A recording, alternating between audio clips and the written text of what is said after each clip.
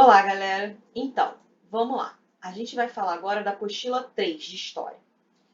Então, vocês vão pegar a apostila, acredito que todos vocês já tenham pego as apostilas, e vão preencher com a data, o nome de vocês e a turma, se é 901, 902, 903.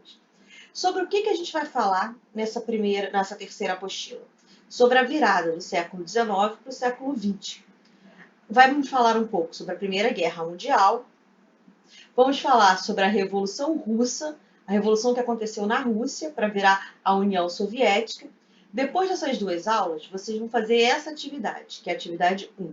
Observe os mapas a seguir sobre a Europa antes e depois da Primeira Guerra Mundial. Qual a diferença que você observa entre os mapas? Você vai olhar esse mapa e vai olhar esse mapa. O que você observa diferente? E aí você vai escrever aqui.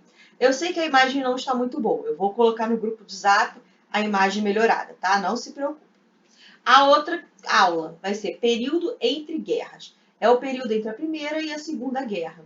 É onde você tem a crise de 29, que é a crise de superprodução nos Estados Unidos. É onde você tem o crescimento do nazifascismo. E aí você vai ter essa segunda atividade, que é o quê? Observe o gráfico a seguir e explique o aumento do desemprego nos Estados Unidos no final do no final dos anos 20 e início dos anos 30. Tem aqui o gráfico, tá vendo?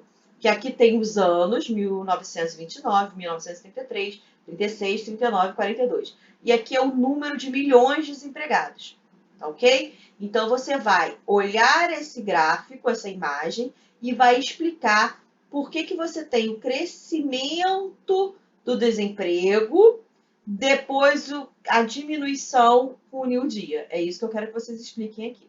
Aí vamos começar a falar sobre os governos nazifascistas, que é o governo que vai dar a ascensão, quer dizer, chegar ao poder de Mussolini, de Hitler. Isso aqui é o Mussolini, esse é o Hitler, que vocês vão falar um pouco sobre isso.